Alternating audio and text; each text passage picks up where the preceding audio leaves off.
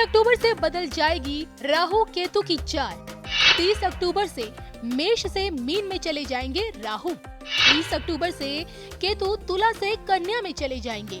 30 अक्टूबर से राहु केतु किन की तकदीर बदल देंगे। 30 अक्टूबर से राहु केतु की मायावी शक्तियां किन पर भारी रहेंगी। 30 अक्टूबर से आने वाले 18 महीने किन के लिए शुभ और अशुभ हैं। देखिए सिर्फ धर्म ज्ञान पर। नमस्कार, धर्म ज्ञान के दर्शकों का स्वागत है। मैं हूं आपके साथ कविता राणा। मेरे साथ मौजूद हैं आचार्य राकेश चतुर्वेदी जी। आपका स्वागत है जी। नमस्कार कविता जी, सादर वंदन, सादर अभिनंदन आप सभी दर्शकों को। ग्रह गोचर की दुनिया से आज हम आप लोगों के लिए लेकर आए हैं क्या कहता है आपका नक्षत्र परिवर्तन। जी हाँ, मायावी राहु केतु 18 महीनों बाद जाकर 30 अक्टूबर से नक्षत्र परिवर्तन कर जाएंगे। मेष से निकलकर राहु जहां मीन में चले जाएंगे तो वहीं केतु तुला राशि को छोड़कर कन्या में चले जाएंगे। और गुरु की राशि की आज बात कर रहे हैं हम, मीन राशि की, यानी कि आप भी की राशि में अब देखिए राहु आ रहे हैं 30 अक्टूबर से। और ऐसे में आपकी आने वाले 18 दिन कैसे रहेंगे इसलिए भी बहुत मायने रखते हैं, क्योंकि देखिए आप पे शनि की 7.5 भी प्रारंभ हो चुकी है। पहले चरण से आप गुजर रहे हैं तो परेशानियों का दौर तो शुरू हो चुका है, लेकिन क्या राहु केतु का यही गोचर आपकी परेशानियों को बढ़ा देगा, डबल कर देगा। 18 महीने कैसे रहेंगे आचार्य जी से जानते हैं। सबसे पहले गोचर के बारे में बताइए। जी कविता जी, देखिए सही कहा आपने, 7.5 तो आरंभ हो ही चुकी है, लेकिन इसके साथ ही यह जो गोचर है यह इनके लग्न भाव में हो रहा है, यानी इनके घर में हो रहा है।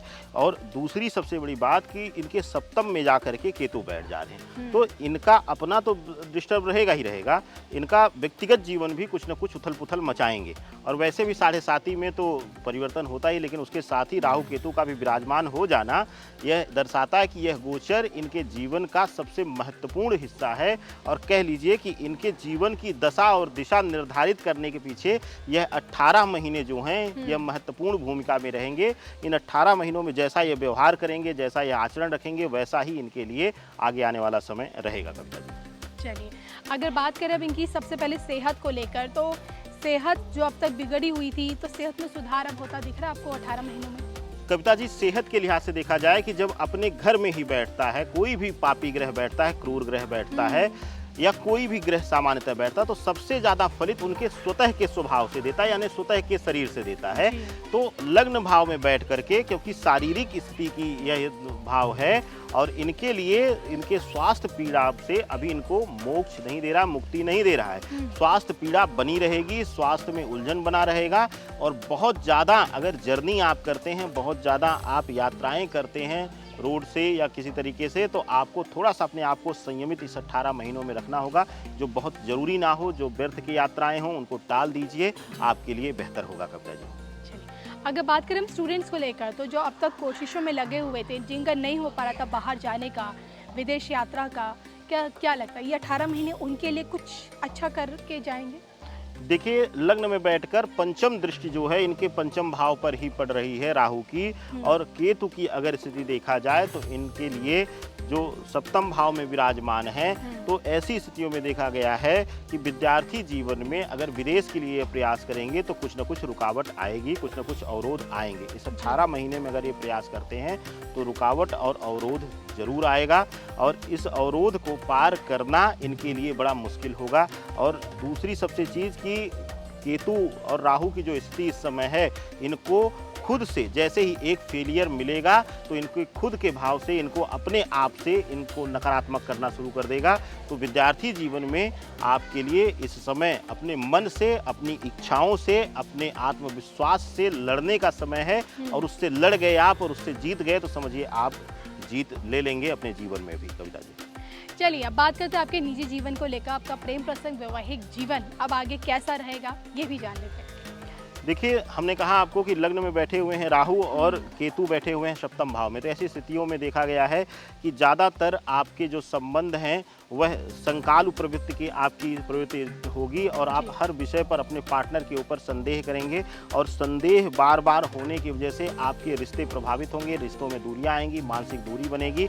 और साथ ही साथ लग्न भाव में राहु बैठा हुआ है तो बेवजह का क्रोध, बेवजह की गुस्सा, आक्रामक स्वभाव आपके अंदर दे देगा, जिसकी वजह से आपका रिश्ता पूर्ण रूप से प्रभावित होगा और रिश्तों में दूरियां बननी शुरू हो जाएंगी। कविता जी, अगर हम इनकी प्रोफेशनल लाइफ को लेकर बात करें, कारोबारियों के लिए, नौकरी पेशा वाले लोगों के लिए वहाँ इनके तरक्की के कितने अब मौके हैं, कितनी राहें हैं इनके अब आगे के लिए?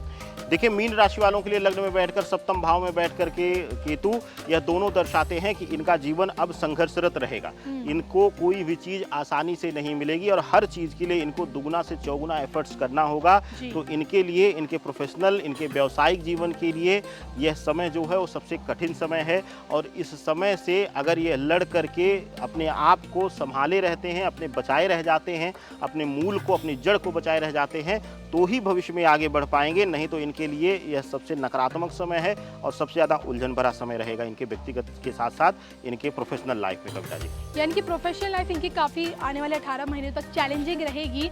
और इस चैलेंजिंग टाइम में क्या लगता है, धन कोश इनका बढ़ेगा, कुछ बचत कर पाएंगे, कमा पाएंगे? कविता जी, लग्न में राहु है और पंचम दृष्टि जो है इनके पंचम भाव पर ही पड़ रही है।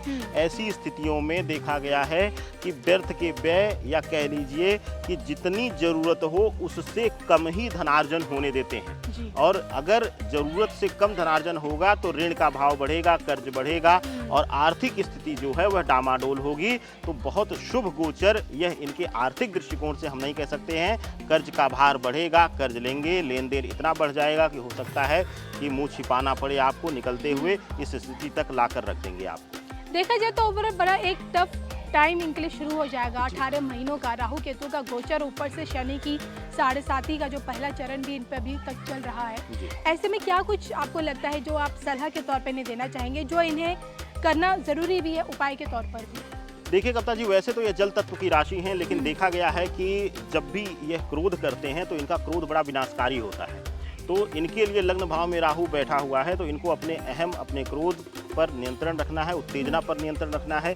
कई जगहों पर आप उत्तेजित होकर अपना लॉस कराएंगे, प्रोफेशनली भी, पर्सनली भी। तो अगर आप अपने क्रोध पर नियंत्रण रख लेंगे तो आपके हाथ में विजयश्री रहेंगी, अन्यथा आपको तनाव ही मिलेगा। चलिए, तो ये थे मिस्टर आचार्य जी, जिनसे मैंने जाना कि इस बार राहु केतु का ये गोचर मीन राशि, मीन लगन वाले लोगों के क्या कुछ लेकर आ रहा है। या मैं आपको बता दूं कि देखिए 30 अक्टूबर से, जो कि बहुत जल्द, राहु केतु गोचर कर जाएंगे, अपनी एक राशि से दूसरी राशि में चले जाएंगे। और ऐसे में यही गोचर मायावी राहु केतु का 12 की 12 राशियों को किस तरह से प्रभावित करेगा आने वाले 18 महीनों तक, इस पर हमारे 12 वीडियोस आप देखना मत भूलिएगा। प्लेलिस्ट पे जाके जरूर देखिएगा। राहु केतु नक्षत्र परिवर्तन 2023। इसी के साथ हम दोनों को दीजिए इजाजत। नमस्कार।